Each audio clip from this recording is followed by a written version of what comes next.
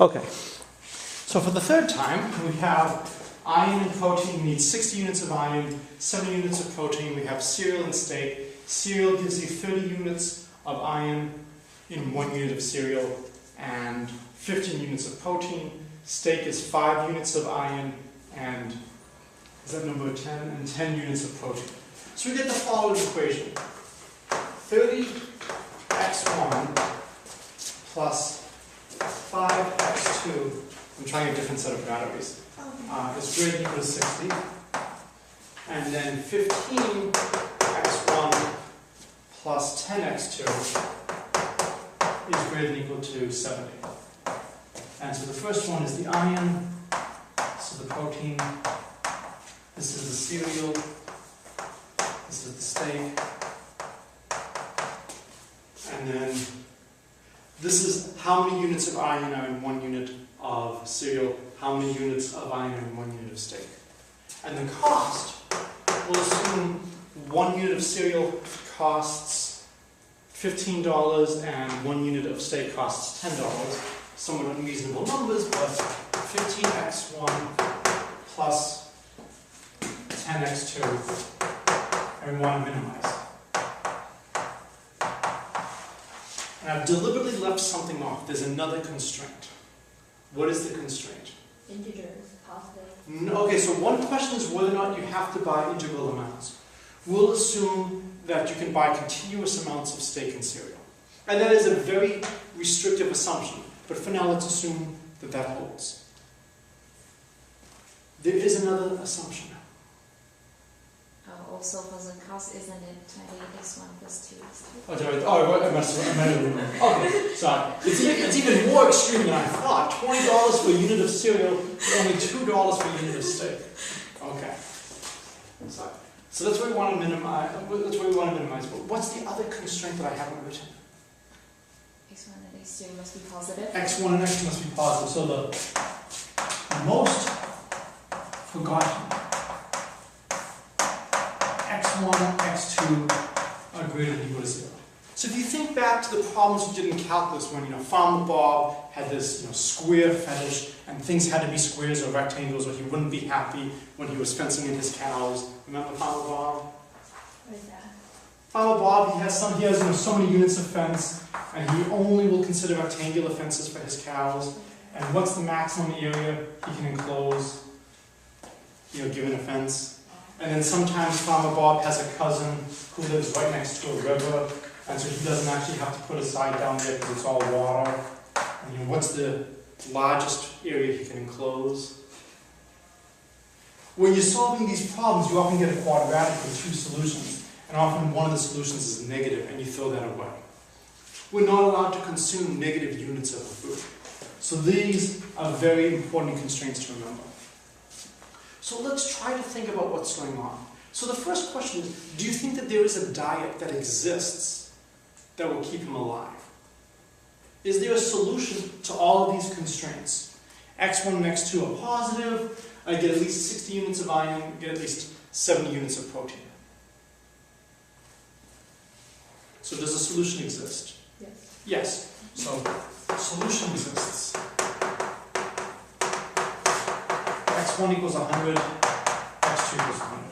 Something stupid like this will work, right? Mm-hmm. So we know that there's at least a feasible solution.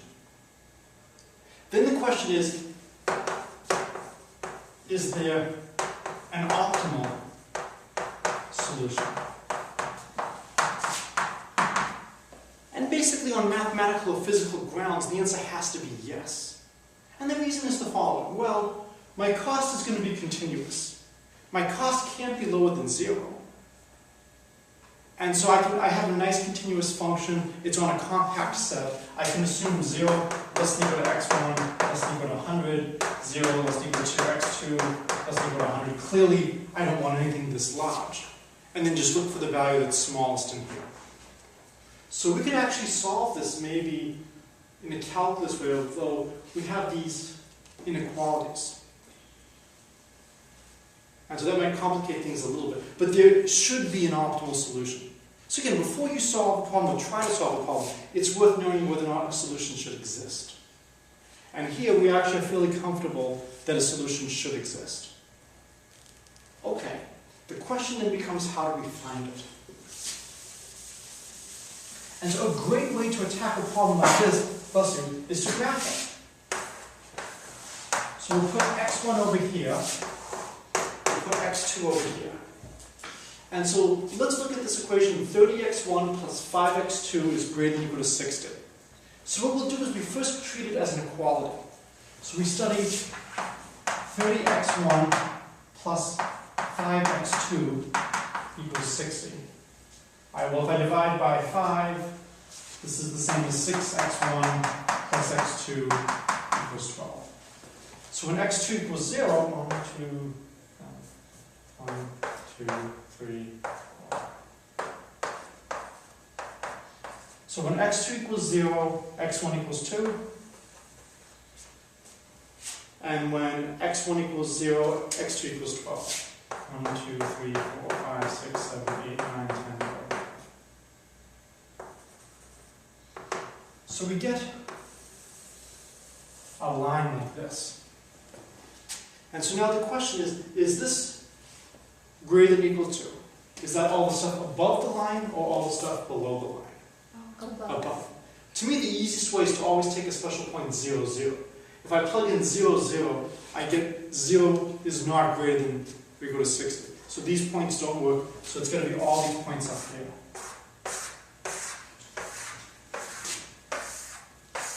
So the first constraint tells us we have to look in this region. Now let's look at the second constraint. So the second one is 15x1 plus 10x2 is greater than or equal to 70. Right, so if we divide by 5, we get 3x1 plus 2x2 is greater than or equal to 12. No, 14. Alright, so now if x2 equals 0, x1 equals a little bit more than 4. Right? So somewhere over here. And when x1 equals 0, x2 equals 7. 1, 2, 3, 4, 5, 6, 7. So now we get this line.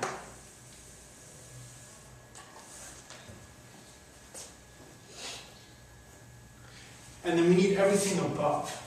So in the interest of trying to keep this picture uncluttered, I'm not going to bother drawing what's going on below the x-axis or outside here. And the reason is we have two other constraints. We have x1 has to be greater than or equal to 0, so it needs to be above here. And x2 has to be greater than or equal to 0. Oh, sorry, I think I did the other way. This is, I think, x2 is positive, is non-negative, and that's x1 is non-negative. So I can really draw those as just big horizontal and vertical lines. And so what I really get is a region like this.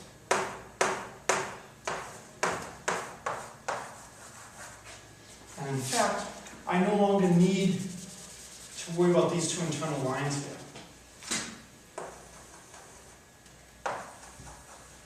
Okay. So this is my set of feasible solutions. Everything in here is feasible. As long as I'm in this region, I satisfy all the constraints. This is where the miracle occurs. We start off with a two-dimensional region, and we've reduced it now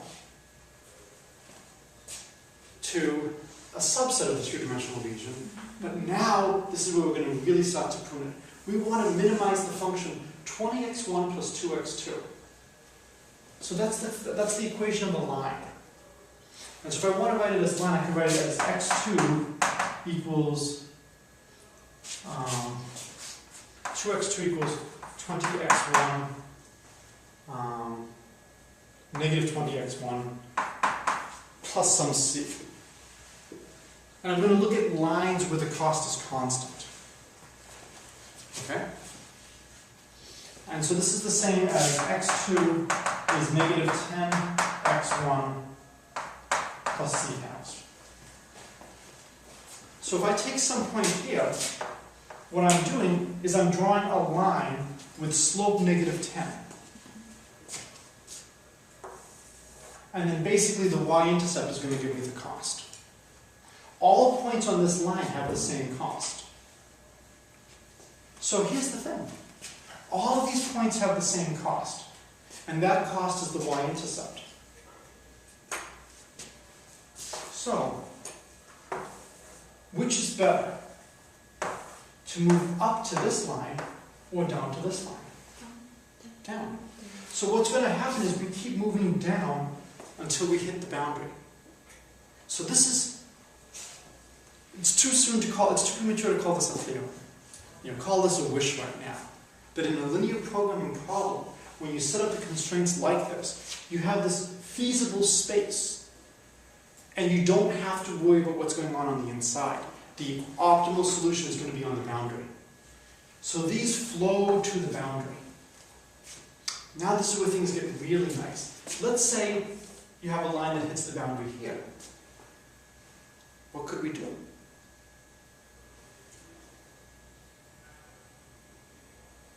So we hit over here. Mm-hmm. What could we do? Could we get a cheaper cost? Yeah. Yeah. So we know that on this vertical segment, the only candidate on this vertical segment for the maximum, for the minimum, is this point right here. Because if I want here, I can keep flowing down.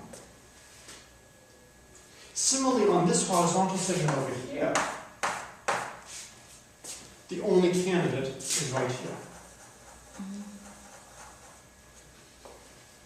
We're getting very close from infinitely many points to check to 3. That's progress. Right. What about something hitting this line? There are 2 ways you could hit this line. I could hit this line at an angle, and if I hit this line at an angle, what's going to happen? You can keep moving. Yeah. I can keep moving to which point? To the middle. To this point. Yeah. There's another way I could hit this line. Exactly the same line. If I have exactly the same slope, in which case all these points have the same cost. Well, but if they all have the same cost, then it's going to be one, then I might as well take one of those 2 points. Similarly, when I hit this point, I'll flow to either here, or if they're all the same. So the big result, my daughter likes boxing things, is it's one of those 3 points. I don't particularly care which of those 3 points it is. The key fact is the following.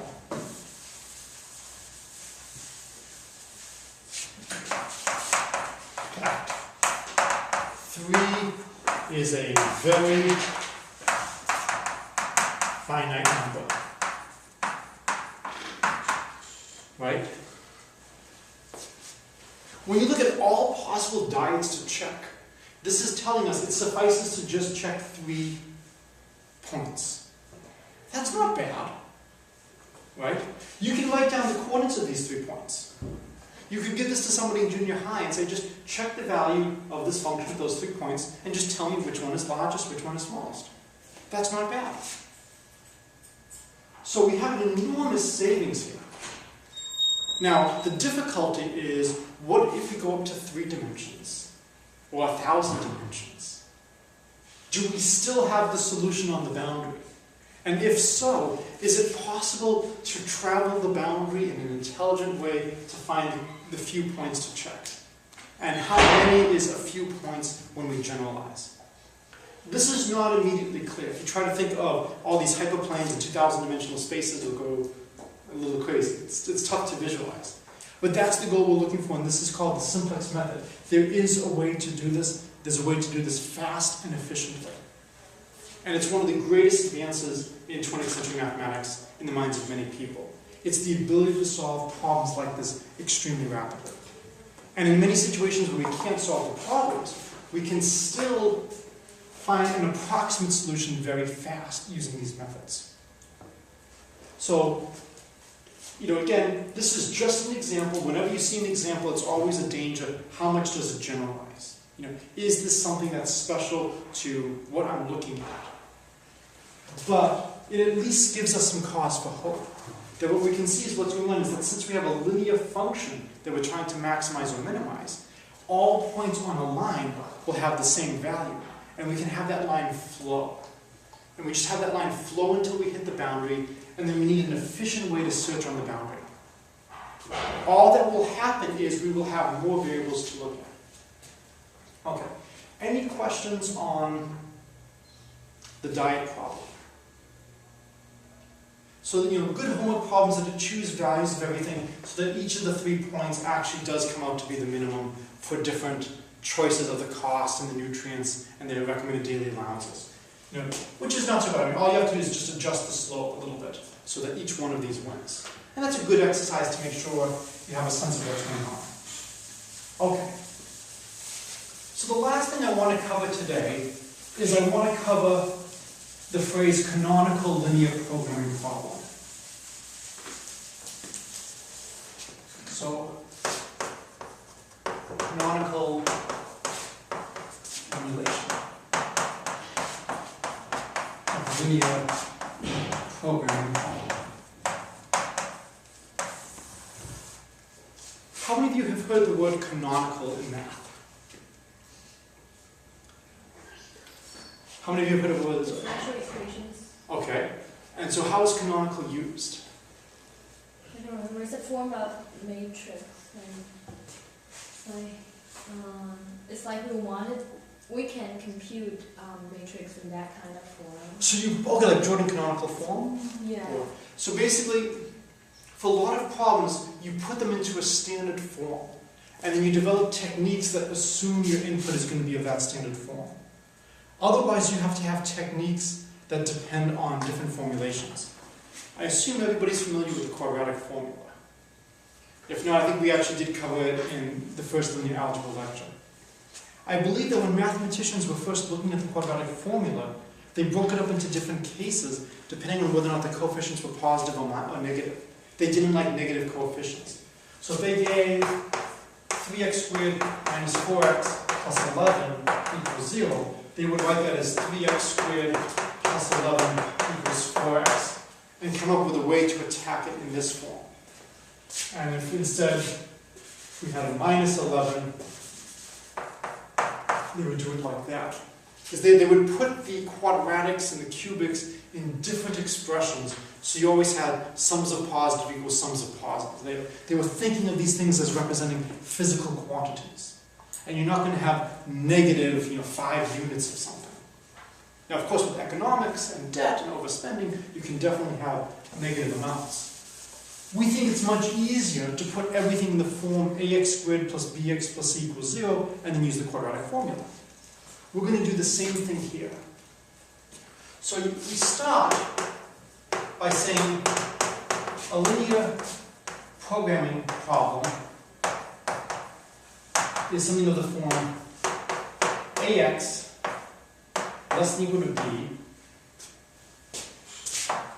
and then we have minimize x transpose c. So x and c and b are vectors. Now the first thing is I'm actually making a little bit of an assumption by assuming that all of my inequalities are less than or equal to and none of them are greater than or equal to. Is that a big assumption? What if I had one of my lines was 3 x1 plus 4x2 minus 8x3 is greater than or equal to 2? What's that the same as? How could I rewrite that with a less than or equal to?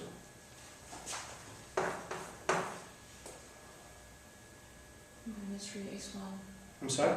Oh, rewrite as minus 3x1 Good. minus 4x2 plus 8x3 is equal to minus 1. Right? No, this is one of the most important things you can do. What it tells us is we might as well assume we always have less than or equal to's. Or we might as well assume we always have greater than or equal to's. It doesn't matter which one you choose. You can always convert any equation from one to the other, as long as we don't have any conditions on the matrix elements of A. So when you go through this, we're trying to put all of these linear programming problems into a standard form. And the question is, how far can we push that form? Well, we can't be too picky about what A looks like if we want to have less than or equal to. Because then sometimes we might have minus signs, we might have positive signs. So the A, we won't be able to say that much about A. We won't be able to say that much about b either. Okay? Alright, so does everyone agree that we don't need to use greater than equal to's? Okay. So, what we're doing now is the search for a canonical form. We're trying to put all linear programming problems in the same, writing them the same way. And then that way the exact same machinery will be able to take it. So if you've ever programmed, sometimes it's annoying, different programs expect things in different inputs. We always want things to be in the same input. I think one of my favorite examples of things not in the same input is one of the Mars probes from a few years back, where all of the inputs were in the metric system except one, which was in the English system. So the landing computer miscalculated how much thrust was needed to land, thinking that this was a metric measurement when it was an English measurement, and you ended up with a $25 million crater on the surface of Mars. It's very important to put things into a canonical form and know what that form is. So here, the first thing to know is do not need greater than equal to. Here's the next thing, which is a little surprising. Do not need. Well, I'll do it this way. We may assume each xi is greater than or equal to 0. Now that seems quite surprising. If I give you an economics problem, especially with the way we're spending these days, can you assume that we will have a budget surplus? That we will not be spending more? I've looked at the current numbers as to how much we're going to be spending. You have to allow for negatives. How can you assume that every variable is non-negative? The solution is to add more variables.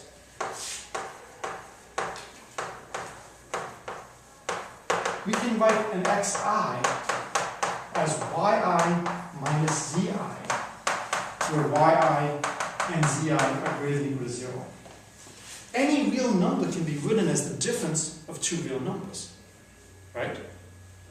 Mm-hmm. And so, by doing this, we can force xi,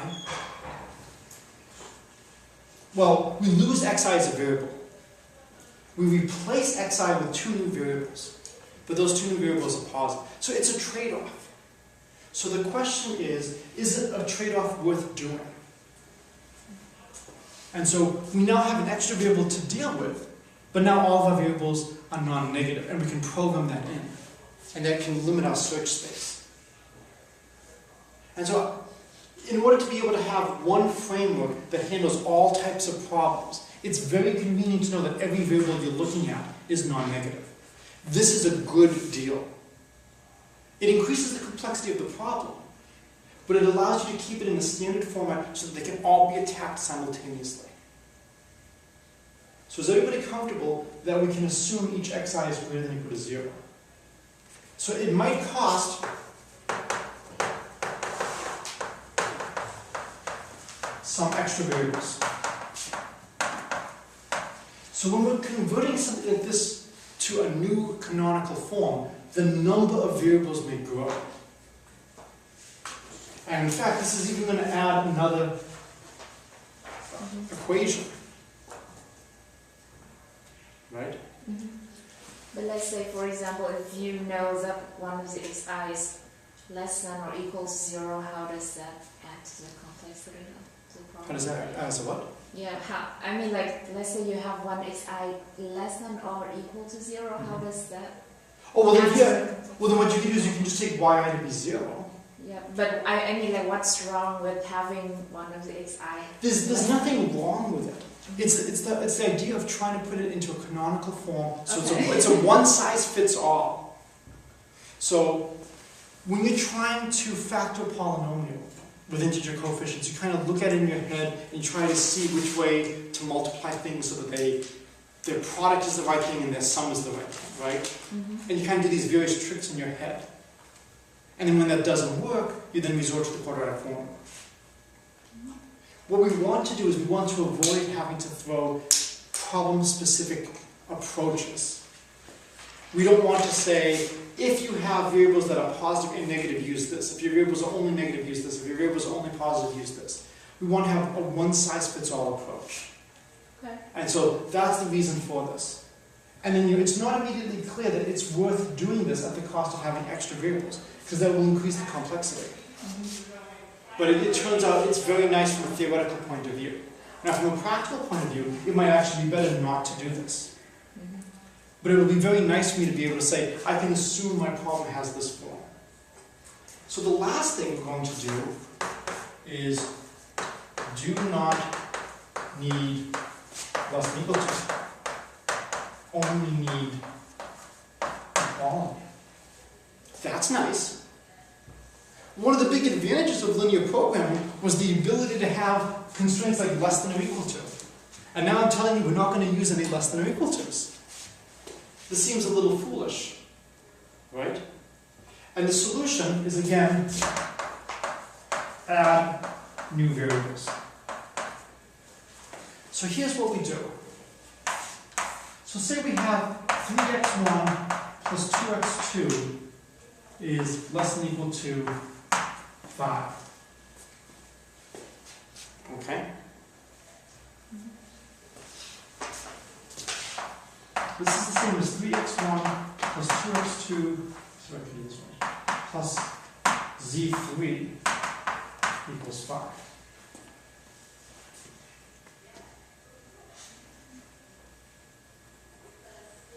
Where 0 less than equal to z3 less than equal to 5.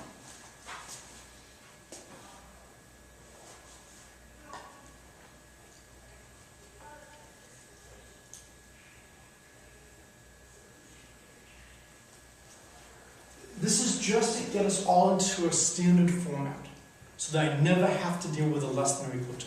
By adding these additional variables. Now, of course, I say, well, I now have this new constraint, z3 is at most 5. And I have to figure out how to handle that. Well, can I go into something like this, where now I want to somehow include a condition on z3 that it's at most 5? And so since we're running out of time, I'll let you think as to how you would handle that. But if we think about this, this is supposed to be less than equal to 5. Maybe it's not less than equal to 5, I'm sorry. So what would we want for z3? So I'm sorry, this is probably going to make a long thing here.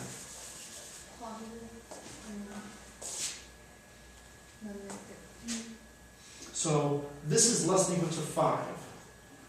So z3, to make this an equality, I have to add something to this. So z3 clearly has to be greater than equal to 0. In fact, I think that's the only constraint. Because this could be extremely negative. This could be negative 1 billion. So in fact, there was no upper bound. It's just adding z3 is greater than equal to 0, which is exactly the same format as everything else. Question? But are we assuming that each variable is non-negative? Yes. Then 3x1 plus 2x2, that should... Well, no. Oh, okay, yeah. So for this particular problem, yes, it could never be. I would have to change it to, if I wanted to allow this to be very large and negative, I would have to have something like this. You're right, absolutely correct. What we're saying is we can get rid of all the inequalities at the cost of more variables. We can get rid of potential negativities at the cost of more variables.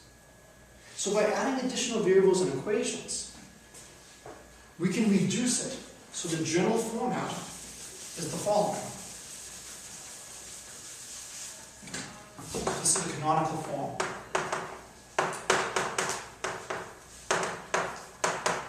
AX equals B, and we want to minimize X transpose C. Now, instead of minimizing, if you wanted to maximize, all you do is replace C with negative C. If want max, C goes to negative C. And then finding a minimum with negative C is the same as finding a maximum with C. So really, it's sufficient to know how to do minimization problems to be able to do maximization problems as well. And if we're going to do a minimization problem, what really matters is just that we have a bunch of inequalities. And we have some non-negative variables, and we're trying to find the solutions. Okay. Any questions on what we've done today? So we're now starting to get to the point where we're seeing where the theorems are going to be. And then next time what we'll do is we're going to continue, we'll start talking about what are the possible solutions to a linear programming problem. Does a linear programming problem always have a solution? If it has a solution, does it always have an optimal solution? And then how do you find these feasible and optimal solutions? It's great to know that there's an answer. But if you're in the real world, you need to know what that answer is. Okay.